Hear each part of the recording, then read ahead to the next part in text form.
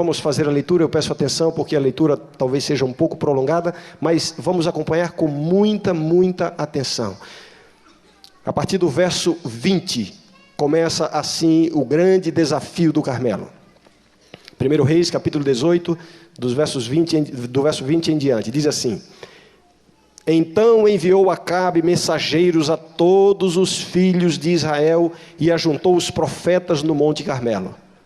Então Elias se chegou a todo o povo e disse: Até quando cocheareis entre dois pensamentos? Se o Senhor é Deus, segui-o. Se é Baal, segui-o. Porém o povo nada lhe respondeu.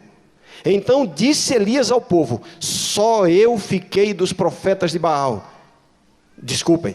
Só eu fiquei dos profetas do Senhor. E os profetas de Baal são 450 homens. Deem-se-nos, pois, 2 novilhos. Escolham eles para si um dos novilhos, e dividindo-o em pedaços, o ponham sobre a lenha, porém não lhe metam fogo. Eu prepararei o outro novilho, e o porei sobre a lenha, e não lhe meterei fogo. Então invocai o nome de vosso Deus, e eu invocarei o nome do Senhor. E há de ser que o Deus que responder por fogo, esse é que é Deus. E todo o povo respondeu e disse: É boa esta palavra. Verso 25. Disse Elias aos profetas de Baal: Escolhei para vós outros um dos novilhos, e preparai o primeiro, porque sois muitos, e invocai o nome de vosso Deus, e não lhe metais fogo.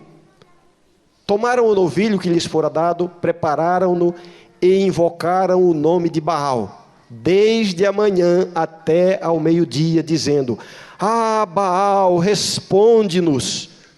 Porém não havia uma voz que respondesse. E manquejando, se movimentavam ao redor do altar que tinham feito.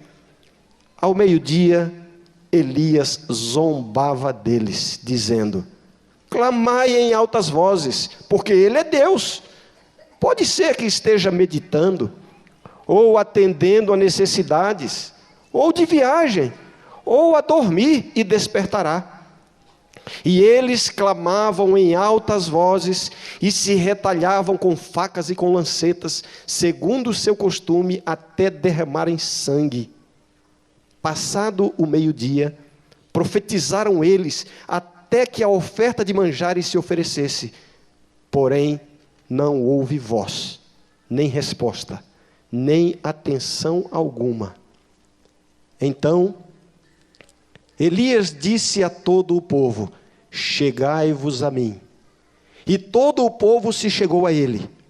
Elias restaurou o altar do Senhor, que estava em ruínas. Tomou 12 pedras, segundo o número das tribos dos filhos de Jacó, ao qual viera a palavra do Senhor, dizendo: Israel será o teu nome.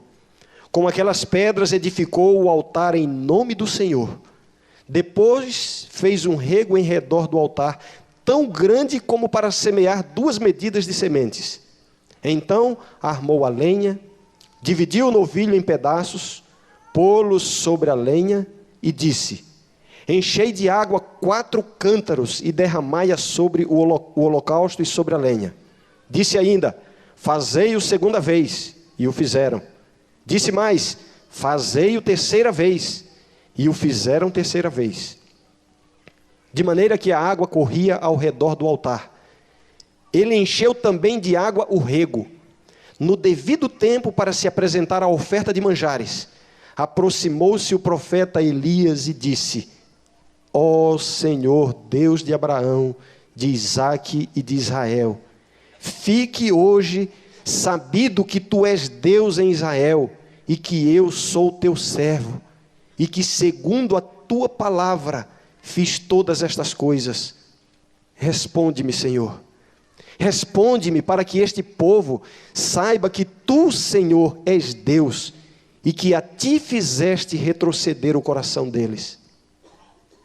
Então caiu fogo do céu, e consumiu o holocausto, e a lenha, e as pedras, e a terra, e ainda lambeu a água que estava no rego. O que, vendo todo o povo, caiu de rosto em terra e disse: o Senhor é Deus, o Senhor é Deus. Disse-lhes Elias: lançai mão dos profetas de Baal, que nenhum deles escape. Lançaram mão deles, e Elias os fez descer ao ribeiro de Quizom, e ali os matou. Que história, que confronto. Eu confesso que na leitura eu me emocionei aqui. Mais uma vez imaginando esta cena. Um drama, uma cena extremamente espetacular. Elias começa o desafio colocando a questão que está em jogo. Eu quero abordar com vocês aqui alguns tópicos. A questão em jogo. Depois as regras do desafio. Depois o contraste entre os personagens envolvidos. E finalmente, o fim do desafio. Em primeiro lugar, a questão em jogo. Eu já mencionei. Qual é a questão que está em jogo aqui, irmãos? A questão é: quem é Deus? Ou que Deus é o Senhor? Elias disse: se é Jeová, segui-o. Se é Baal, segui-o. Junto com essa questão estão as outras implícitas. Quem são os profetas verdadeiros? Os profetas de Baal ou Elias, o profeta do Senhor? Quem é o culpado pelos 3 anos e meio de seca? Elias ou o rei Acabe? Porque o rei Acabe disse: perturbador de Israel, como se Elias fosse o culpado da seca. E Elias rebate a acusação dizendo: tu e tua casa sois os perturbadores de Israel. Esta é a questão, que Deus é o Senhor. E aí eu quero convidá-los para o verso 21. Permaneça com a sua Bíblia aberta todo o tempo. Então Elias se chegou a todo o povo e disse: até quando cocheareis entre 2 pensamentos? Se o Senhor é Deus, segui-o. Se é Baal, segui-o. Porém o povo nada lhe respondeu. Vejam qual é o termo que Elias usa. Até quando cocheareis? Cochear, mancar. A tradução desse verbo aqui não é tão simples. Tudo indica que esse verbo dá a mesma ideia de um passarinho que fica de um galho para o outro, entre 2 galhos. Está num galho, pula para o outro, depois volta para o primeiro. Elias então deixa claro que esta é a experiência de Israel. Israel está com o coração dividido. Se por um lado Acabe e Jezabel proclamam a adoração a Baal, o povo parece que permanece dividido, cocheando entre 2 pensamentos, adorando a 2 deuses, Jeová e Baal. Quando Elias diz isso, o texto diz, como é que diz aí o verso 21? O povo nada lhe respondeu. O povo calou. Quem cala? Quem cala? Quem cala, consente. Quando alguém é abordado com uma acusação verdadeira, a sua reação o denuncia como culpado, ainda que tente negar. Nós sabemos disso. Eu convivi há algum tempo com o pastor Raul Gomes, que foi secretário da divisão sul-americana. E ele me contou uma história que me fez rir muito naquela ocasião. O pastor Raul, ele é peruano. Portanto, ele fala meio português e meio espanhol, quando estava aqui no Brasil. E ele tem uma maneira engraçada, interessante de cumprimentar os amigos, né? Quando a gente se encontra assim: e aí, pastor Raul, tudo bem? Aí ele responde: todo bem. Como está la viuda? Ora, o que significa essa expressão em espanhol? Como está la viuda? A intenção é: como está a vida? Como é que você vai? Mas por uma brincadeira ele usa como está la viuda, que significa viúva. Se a pessoa não ficar atenta, não sabe se ele está perguntando pela vida ou pela viúva. Mas é claro que é uma forma de brincar. Como está la viuda, Ranieri? Bien. E ele me contou que uma vez ele encontrou uma pessoa, amiga dele, um líder da igreja. E essa pessoa se aproximou e ele olhou para o cidadão e fez a pergunta: como está la viuda? E a pessoa baixou a cabeça e disse assim: pastor, já lhe contaram então? Pastor, Eu já tinha decidido contar para minha esposa como está a viúva, né? Sabe, ela perdeu o marido, e aí a gente começou a se aproximar, mas eu vou contar para minha esposa. Quando alguém é confrontado com uma acusação verdadeira, ele se denuncia com a sua reação. Elias disse: até quando cocheareis entre dois pensamentos? Até quando vocês vão permanecer com o coração dividido? Até quando vocês vão viver esta duplicidade de vida? Deus e Baal. O povo não disse uma palavra, quem cala consente. Até quando vocês vão continuar vivendo essa ambiguidade religiosa? Eu creio, irmãos, que essa questão chega até nós hoje de maneira muito real, muito atual. É possível que esse confronto de Elias esteja alcançando alguns corações aqui nesta manhã. Haverá alguém aqui nesta manhã que está com o seu coração dividido, que está servindo a Deus e Baal. Haverá alguém esta manhã que está vivendo uma vida dupla, uma ambiguidade religiosa. Haverá alguém aqui nesta manhã que está como um passarinho na sua vida espiritual, vai de um galho para o outro. Aqui na igreja adora a Deus, no seu trabalho adora Baal. Até quando cocheareis entre dois pensamentos? Um pé na igreja, um pé no mundo. Até quando cocheareis entre dois pensamentos? Na igreja é um fiel dizimista, fiel a Deus. Lá no seu trabalho é desonesto nas suas negociações. Que fidelidade é esta? Até quando cocheareis entre dois pensamentos? Até quando? Aqui Elias está confrontando o povo com o seu coração dividido, tentando servir a dois senhores. Até quando cocheareis entre dois pensamentos? Aqui na igreja está com a Bíblia aberta, lendo a Bíblia. Em casa, na solidão do seu quarto, está consumindo pornografia. Até quando cocheareis entre dois pensamentos? Irmãos, esta é a condição mais perigosa em que um ser humano pode se encontrar. Antes viver em pecado aberto do que viver nesse pecado obscuro, dividido, um coração dividido. Este é o maior perigo em que alguém pode se encontrar, esta ambiguidade religiosa. Jovens da minha igreja, existe uma parte, um setor do seu coração que ainda está fechado para Jesus. Até quando cocheareis entre dois pensamentos? Esta é a grande crise na qual está inserida a nação de Israel. Até quando cocheareis entre dois pensamentos? Lê a lição da escola sabatina e ao mesmo tempo é grosseiro com a família, com a esposa e com os filhos. Que ambiguidade é esta? Onde está o poder da sua religião? O poder transformador? Você está vivendo como um passarinho pulando de um galho para o outro? Até quando cocheareis entre dois pensamentos? Esta é a questão que está em jogo. Que Deus é o Senhor da sua vida.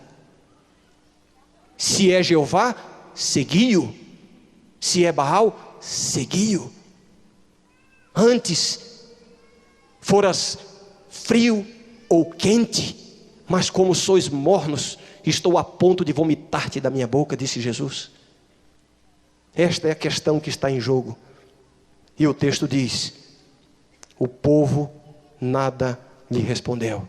O povo se cala. Vamos passar para a segunda parte. As regras do desafio. Elias estabelece as regras do jogo. Em todo desafio é necessário que hajam regras. Se vamos para uma partida de futebol, já conhecemos as regras. É necessário que hajam regras. E as regras foram postas. Vejamos.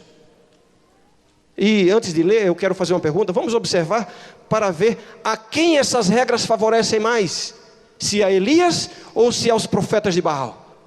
Me ajudem a encontrar essa resposta. Versos 22, 23 e 24, somente partes desses versos.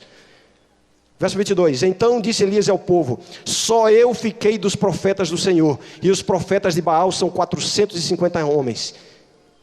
Quem está em vantagem aqui? Os profetas de Baal ou o profeta do Senhor? Eu não estou ouvindo a minha igreja. Quem está em vantagem, os profetas de Baal ou os profetas do Senhor? Está muito tímido. Quem está em vantagem, igreja? Verso 23. Deem-se-nos, pois, 2 novilhos. Escolham eles para si um dos novilhos. Elias dá a chance de eles escolherem. Ora, os rapazes aqui que jogam futebol, a gente sabe como é que funciona, né? Antes de começar a partida, quer dizer, não o jogo oficial, a partida que a gente brinca ali no campinho, né? A gente tira para o ímpar.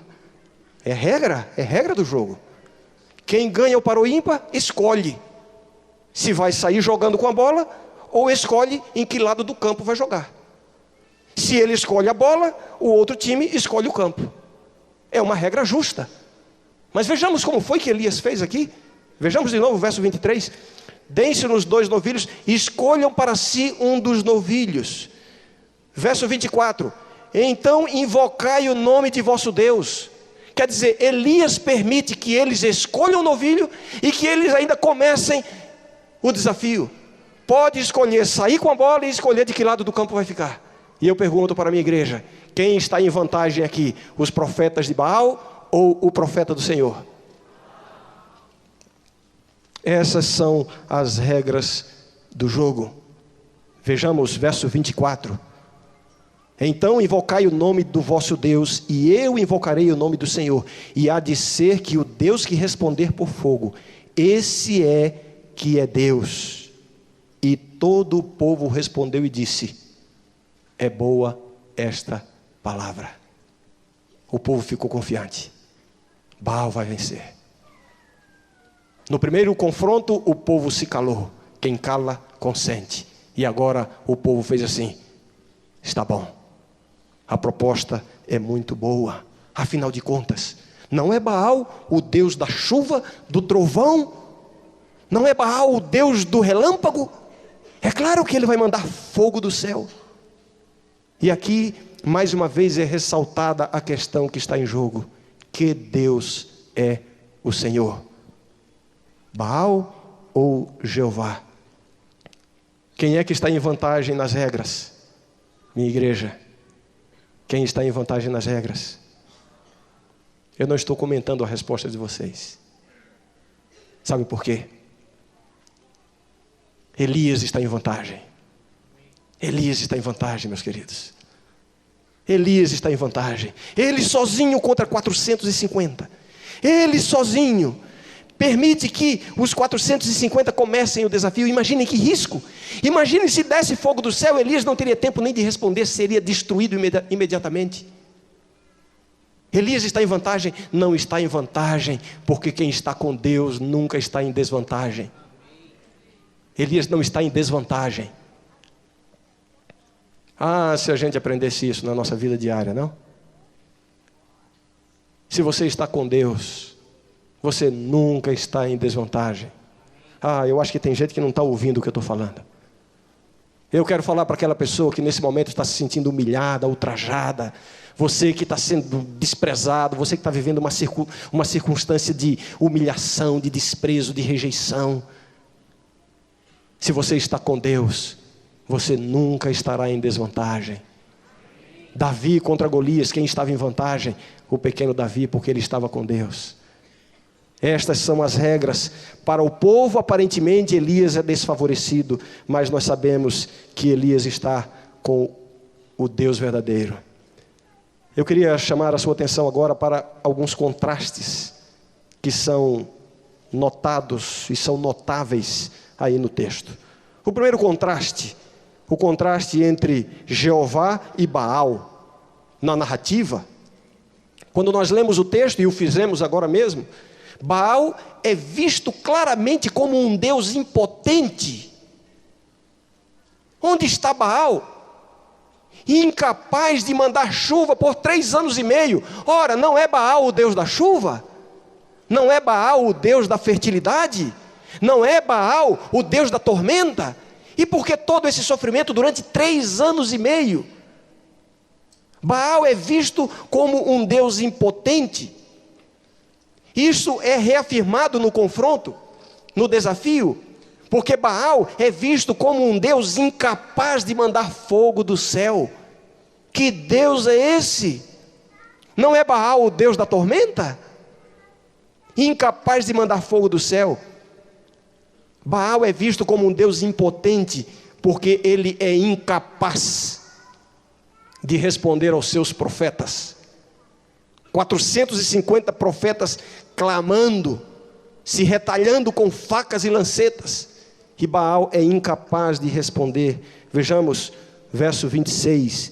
Tomaram o novilho que lhes fora dado, prepararam-no e invocaram o nome de Baal desde a manhã até o meio-dia, dizendo: Ah, Baal, responde-nos. Porém, não havia uma voz que respondesse. Como é que diz o texto? Continuando. E manquejando se movimentavam ao redor do altar que tinham feito. Vejam o verso 29 agora. Passado o meio-dia, profetizaram eles, até que a oferta de manjares se oferecesse, porém não houve voz, nem resposta, nem atenção alguma. Onde está Baal, um Deus impotente? E o escritor do texto faz um julgamento. Ele faz um julgamento claro, porque o escritor não menciona o nome Baal. Ele não diz: Baal não respondeu, Baal não disse nada, Baal não reagiu. Não foram essas as palavras. Ele disse: não houve voz, não houve resposta. O escritor nem sequer menciona o nome Baal. Dizer Baal não respondeu, isso é uma pressuposição de que Baal poderia existir. O texto mostra que nesse contraste entre Baal e Jeová, Baal é visto como um Deus não apenas impotente. Na verdade, o texto revela que Baal é um Deus, que palavra eu vou usar aqui? Puxa vida. Baal é um Deus inexistente. Vou imaginando a reação do povo. O povo está lá observando tudo. Jeová é visto como o Deus onipotente. A narrativa revela isso. Ele enviou fogo do céu para consumir a oferta. Ele está prestes a enviar chuva, porque é o que vem a seguir, vai ser o próximo sermão sobre Elias. E ele responde aos seus profetas. Elias ora ao Senhor. Eu não vou nem usar o termo Elias clama ao Senhor, porque Elias fez uma oração tão singela, tão simples, tão rápida. E Jeová responde. Esse contraste entre Jeová, o Deus onipotente, e Baal, o Deus inexistente, é evidenciado também na estrutura do texto. A palavra Baal em toda a narrativa é mencionada 6 vezes. A palavra Jeová, traduzida por Senhor em maiúsculas, é mencionada 12 vezes. 6 vezes o número da oposição a Cristo. Lembram do 666? O Deus inexistente, Jeová, 12 vezes. O Deus do concerto. O concerto de Deus com a nação de Israel, as 12 tribos de Israel. Uma vez para cada tribo é mencionado o nome de Jeová. 12 vezes. A orientação de Elias, ele orientou que se fossem organizados ali, como a água que foi derramada, 4 cântaros de água por 3 vezes. Quantas vezes? Quantos cântaros seriam no total? 12 vezes. Isso para nos fazer lembrar que Deus, o nosso Deus, é o Deus do concerto. Irmãos, o que a gente aprende com isso? Nós aprendemos que Deus assumiu um compromisso consigo mesmo, de ser o nosso Deus. Esse não é um compromisso que Deus tem comigo e com você. Esse é um compromisso que Deus assumiu consigo mesmo. Como é que Deus se dá ao trabalho de ir em busca de uma nação corrompida em pecado que o abandonou? Mas Deus tem um compromisso consigo mesmo, de nos amar, de nos buscar. Essa é uma das mais preciosas lições que nós extraímos desse texto. Deus simplesmente escolheu amar a mim e amar a você. Essa é uma escolha de Deus. Deus tem um compromisso de nunca abandonar você. Ele tem um concerto com o seu povo. E esse conserto, em última análise, é um conserto consigo mesmo. Deus não vai abandonar você. Onde você está? A que distância você está de Deus? Deus não vai desistir de você. 12 pedras no altar. Lembra das 12 tribos de Israel? 12 vezes o nome de Jeová, 12 cântaros de água. Ele é o Deus que se compromete a não desistir dos seus filhos, mesmo quando os seus filhos se afastam dele. Eu queria lembrar para você que está se sentindo longe de Deus, você que está vivendo em pecado, você que está vivendo uma vida dupla, uma religião dividida. Eu queria dizer que apesar de tudo isso, Deus não desistiu de você. Deus continua ao seu lado.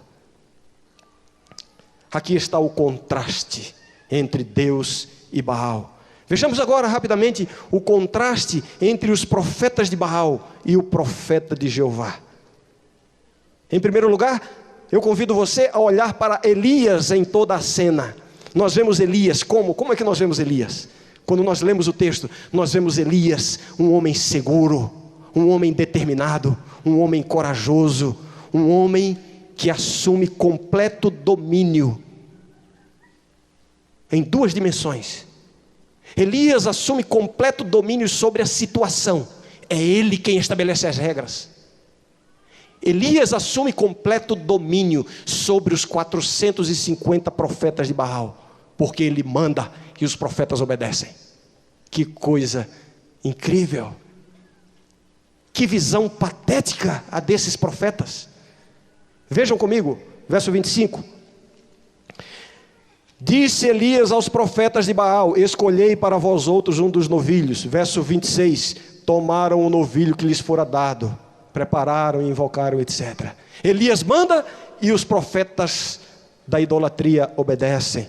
Veja comigo o verso 27, os versos 27 e 28. Ao meio-dia, Elias zombava deles, dizendo: clamai em altas vozes, porque Ele é Deus. Pode ser que esteja meditando ou atendendo a necessidades. Irmãos, essa expressão aqui, como é, pastor? Está dormindo, né? Essa expressão aqui, atendendo necessidades, isso aqui é um eufemismo hebraico. A expressão aqui é diferente. Essa expressão aqui se refere especificamente a necessidades fisiológicas. Vejam o que Elias teve cabeça de falar naquela hora. Clamem ao Deus de vocês. Como é que ele diz? Pode ser que esteja meditando, ou quem sabe ele está no banheiro. Foi isso que Elias disse. Atendendo, ou quem sabe ele está viajando, ou a dormir. Ele vai despertar, clame mais alto. Verso 28. E eles clamavam em altas vozes. Elias assume completo domínio sobre a situação e completo domínio sobre os profetas de Baal. Isso demonstra, sabe o quê? Para mim e para você. Eu quero falar agora com aquela pessoa que está se sentindo lá embaixo na vida. Você que está talvez até complexado. Eu sei que há pessoas aqui que estão perdendo a dignidade porque estão vivendo uma situação talvez de precisar de ajuda de terceiros, estão com dívidas na escola ou em alguma coisa, e você está se sentindo, você está perdendo a dignidade. Eu quero dizer para você, quem está com Deus é superior. Elias tem o domínio sobre a situação e sobre os profetas de Baal. Deus está querendo mostrar a superioridade dos servos de Deus. A Bíblia nos diz que nós devemos ser humildes, mas não devemos ser humilhados. E quem está com Deus não tem esse sentimento. Elias estava não apenas seguro de si. Elias não tinha aqui apenas uma autoconfiança. Elias tinha, acima de tudo, a confiança no alto. Por isso, vemos esse contraste tão claro entre os profetas de Baal e o profeta de Jeová, o profeta de Deus. De um lado, Elias tão seguro, domínio sobre a situação, domínio sobre tudo. Do outro lado, a situação patética dos profetas de Baal no seu comportamento, não é? Desde a manhã até o meio-dia, dizendo: ah, Baal, responde-nos, porém não havia voz que respondesse. Aí o verso 28, e eles clamavam em altas vozes e se retalhavam com facas e com lancetas. Que coisa, não? Eles estavam tentando manipular a deidade deles. Um esforço para manipulação, se cortando, e o povo olhando tudo. Havia um silêncio absoluto. Que contraste entre o servo de Deus e os servos de Baal. Mas então, irmãos, o desafio termina. Vejam, existem tantas coisas aqui que eu acho que daria para pregar vários sermões somente sobre esse texto. A questão da restauração do altar, que lição preciosa para o altar da família. Enfim, tantas coisas. Evidentemente o tempo não me permite explorar todos esses pontos do texto. Eu quero convidá-los agora para vermos a conclusão do desafio. O desafio termina, versos 39 e 40. Depois que desceu fogo do céu, aconteceu isso que nós já vimos aqui. O texto diz assim: o que vendo todo o povo, caiu de rosto em terra e disse: o Senhor é Deus, o Senhor é Deus.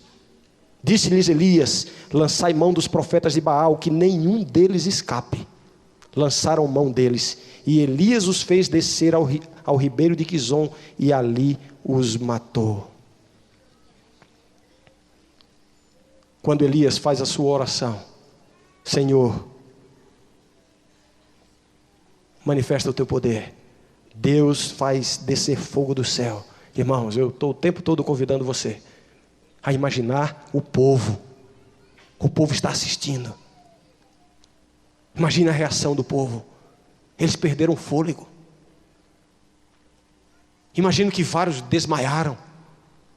Quando desceu o fogo do céu, consumiu, lambeu. Que fogo é esse? Nem pedra ficou, nem água, nada, lambeu. O povo ficou atônito. E o que é que se pode ver ao fundo?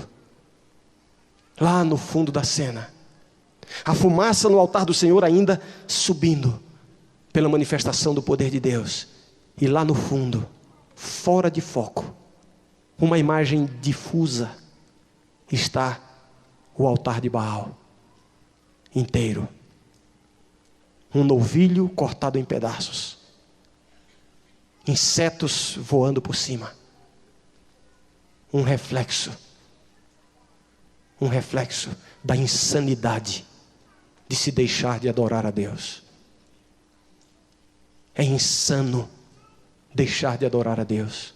É insano afastar-se de Deus. O que se vê ao fundo? Esta cena difusa, fora de foco, patética.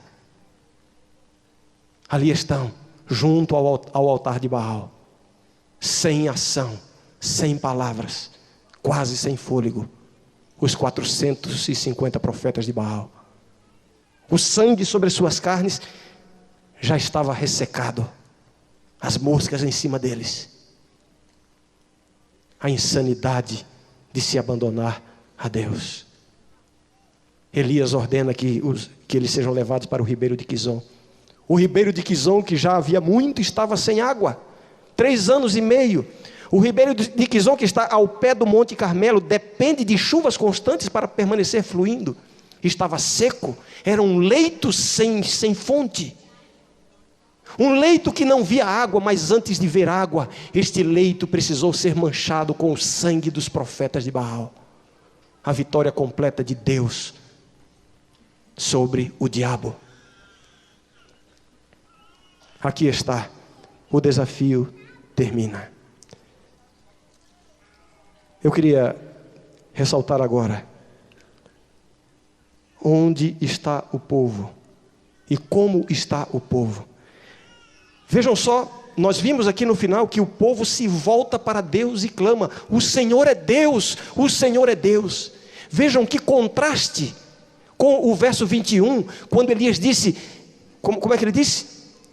Até quando cocheareis entre 2 pensamentos? E o povo se cala, o povo não responde. E agora este mesmo povo que estava cocheando entre 2 pensamentos, este povo que estava com o coração dividido, este povo que estava vivendo uma religião dupla, se coloca inteiramente do lado de Jeová e clama. Já não há mais silêncio na voz desse povo. Esse povo agora está clamando: o Senhor é Deus, o Senhor é Deus. Vejam como foi esse caminho de volta. No verso 21 já vimos, o povo se cala. No verso 24, acompanhe. Quando Elias estabelece as regras do jogo, o final do verso 24, o povo diz, é boa esta palavra. No verso 30, vejam que são passos que são dados. Então Elias disse ao povo, chegai-vos a mim, e todo o povo se achegou a ele. Verso 39, o que vendo todo o povo caiu com o rosto em terra e disse, o Senhor é Deus, o Senhor é Deus. Como foram esses passos? Verso 21, o povo se cala, admitindo a duplicidade. Verso 24, o povo concorda. Verso 30, o povo se aproxima. Verso 39, o povo se converte ao Senhor. Esses são os passos. Este é o caminho de volta para Jeová. Deus foi vitorioso. Eu posso ver, através da imaginação, o sorriso de Deus, vendo agora os seus filhos, que há tanto estavam afastados, de volta ao seu lado. Agora, sabe o que há de mais bonito em tudo isso? O que há de mais bonito em tudo isso é que nesse caminho de volta é Deus quem toma a iniciativa. Elias, o representante de Deus, no verso 21, é quem faz a primeira abordagem com o povo. Deus está sempre tomando a iniciativa. Que Deus é esse? Que Deus é esse? Que Deus é esse? Que não consegue esperar. Graças que Ele não consegue esperar, graças a Deus que Ele não consegue esperar. Porque em nós mesmos nós não temos iniciativa. Já lá no Jardim do Éden, Deus foi à procura, Adão, onde estás? Deus toma iniciativa. E nós vemos aqui que há um constante movimento de aproximação. Vejam, eu estou pedindo para você manter a Bíblia aberta, é importante, o texto revela isso. No verso 21, então Elias se aproximou do povo. Aí diz, se chegou ao povo, a palavra é aproximou-se. Vejam, um constante movimento de aproximação. Elias se aproximou do povo, com esta questão que Deus é o Senhor. O povo nada respondeu. O povo se cala. O povo aqui longe de Deus, revela que está igual ao Deus que eles estão servindo, a Baal. Da mesma forma como é dito que Baal não responde, que não há palavra, lá no começo é dito que o povo não respondeu. O povo vai ser parecido com o seu Deus, sempre. Quem é o Senhor da sua vida? O povo se cala no verso 21, porque o Deus que eles adoram é um Deus calado, é um Deus que não tem voz. É isso o que acontece. O povo será sempre igual ao Deus a quem adora. Verso 30, eu estou apresentando aqui esse constante movimento de aproximação. Verso 21, Elias se chegou ao povo, se aproximou do povo. Verso 30, então Elias disse a todo o povo, aproximai-vos de mim, chegai-vos a mim. Primeiro passo para se afastar de Baal é aproximar-se de Deus. Já vemos nos versos seguintes que o povo que antes estava calado, agora já está envolvido na obra. Já está ajudando Elias a preparar o altar, a carregar a água, a arrumar as pedras.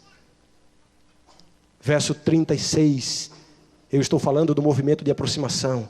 No verso 21, Elias se aproxima do povo. No verso 30, o povo se aproxima de Elias. No verso 36, no devido tempo, para se apresentar a oferta de manjares, aproximou-se o profeta Elias e disse, ó Senhor, Elias se aproxima do Senhor.